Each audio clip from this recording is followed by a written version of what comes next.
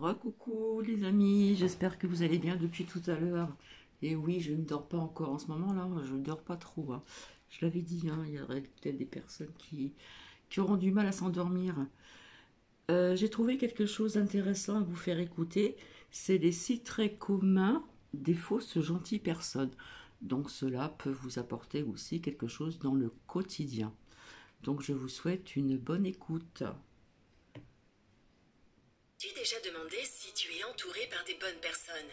Peut-être qu'il y a des personnes dans ton cercle d'amis lorsqu'elles ont besoin de quelque chose. Tu constates sûrement qu'elles semblent toujours être d'accord avec tout ce que tu dis et fais. Ou alors, elles ont toujours tendance à aimer la même chose que toi. Il est difficile de savoir si quelqu'un est vraiment gentil ou non, spécialement s'ils se déguisent toujours en de telles personnes autour de toi.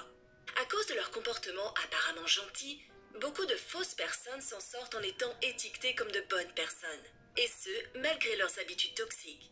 Donc, afin de t'aider à savoir si les personnes présentes dans ta vie sont vraiment bonnes pour toi, voici 6 traits communs aux fausses personnes faisant semblant d'être gentilles. Numéro 1. Elles ont du respect que pour les personnes avec du pouvoir. As-tu une fois remarqué quelqu'un se comportant de manière extrêmement gentille lorsqu'il rencontre des personnes avec un statut social relativement élevé? C'est normal de se comporter différemment lorsqu'on interagit avec des personnes d'un rang social supérieur. Par exemple, tu ne traiteras pas la reine d'Angleterre de la même manière que tu traites tes amis. Cependant, si tu remarques ce changement de comportement est beaucoup trop radical, il y a des chances que cette personne soit une fausse personne faisant semblant d'être gentille. En règle générale, tu dois toujours juger une personne par la façon dont elle traite ses subordonnés ou employés, et non ses aînés. En appliquant cette règle générale, tu peux simplement être capable de déterminer si une personne est vraiment gentille ou c'est juste quelqu'un qui est intéressé par le pouvoir et le statut social d'autres personnes. Numéro 2. Elles font semblant de plaire à tout le monde.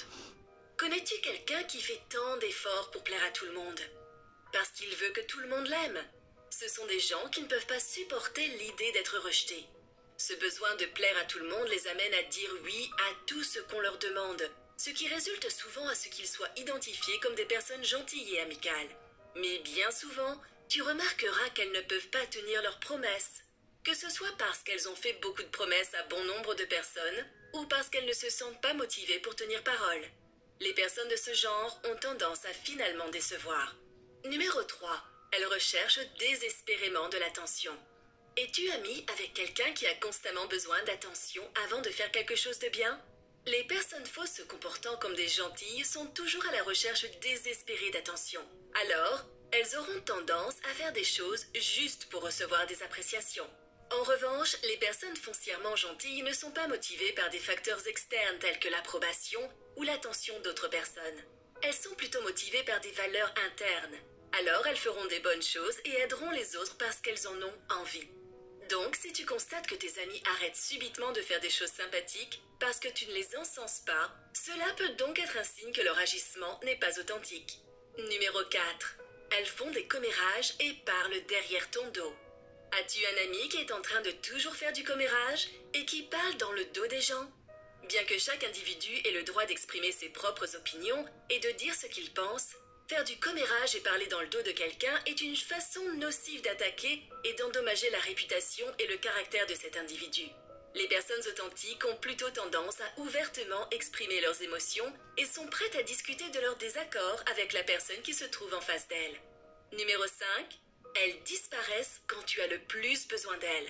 Peux-tu penser à un ami qui n'est jamais là lorsque tu as le plus besoin de lui ou d'elle? C'est une caractéristique vraiment commune chez les personnes fausses. Elles ont tendance à être là uniquement si elles ont besoin de quelque chose auprès de toi, mais jamais dans l'autre sens. Que ce soit le fait de te demander une faveur ou de prendre part à ta réussite, les personnes mauvaises d'apparence gentille te traiteront uniquement bien que lorsque c'est pratique et bénéfique pour elles. Tu dois donc éviter les personnes de ce genre si tu ne veux pas finir dans une relation à sens unique, où l'on te considère tout le temps comme acquis. Enfin, numéro 6. Elles évitent les questions les concernant elles-mêmes. As-tu déjà discuté avec quelqu'un qui évite constamment de répondre à des questions le concernant? Les personnes fausses ont tendance à déployer des efforts extraordinaires juste pour éviter de répondre à tout type de questions à caractère personnel. La raison est que cela a à voir avec leur objectif ultime de se faire aimer par les gens autour d'elles. En ne répondant pas aux questions personnelles, elles évitent efficacement le risque de te donner une mauvaise impression ou opinion d'elles-mêmes. Au lieu de cela, elles peuvent essayer de te rediriger la question et être d'accord avec tout ce que tu dis. L'un de ces... Vous voyez, c'était pas très très long. Donc des comme ça, je peux vous en sortir pas mal, hein. Je pense que ça peut être intéressant pour votre vie quotidienne. Faire la différence entre les fausses personnes ou les vraies personnes, comme j'en ai parlé. Voilà, je fais des recherches et non, je ne dors pas encore. Il est quand même 4h30 du matin. Oh là là. En plus, aujourd'hui, j'ai une cam avec ma fille et mon petit-fils qui sont dans le sud. Donc, ouais, ça fait presque 2 nuits blanches, voilà. Et quelque part, c'est pas étonnant. Voilà.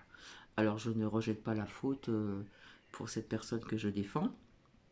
J'ai écouté aussi sa dernière vidéo, hein, comme quoi qu'il n'y a pas de hasard. Je suis pas tout le temps sur mon portable. Pardon. Mais bon, de temps en temps, ça arrive et comme quoi que le hasard n'existe pas. Donc, pas de souci, hein, je réponds. Pas de souci, de toute façon, j'ai été déjà visée, donc de toute façon, hein, voilà. Bref, donc, si très commun aux fausses gentilles personnes. Voilà, faut savoir bien faire la différence. Et puis, quelque part, c'est de la psychologie aussi. Donc, la psychologie est très intéressante. J'ai lu pas mal de livres aussi là-dessus, puisque je me suis intéressée dans ma vie à pas mal de choses et j'ai énormément lu. Je ne retiens pas toujours tout. Voilà. Donc, bah, écoutez, bah, j'espère que quelque part ça résonne en vous, hein. Voilà. Si ça résonne pas, bah, vous lâchez prise, comme je dis tout le temps. Personnellement, ça a résonné énormément, énormément hein, chez Bibi. Donc, je vais essayer de trouver autre chose parce que ça dure pas longtemps, donc c'est vite écouté. Et donc, je vous dis peut-être à tout à l'heure. Allez, bisous, bisous.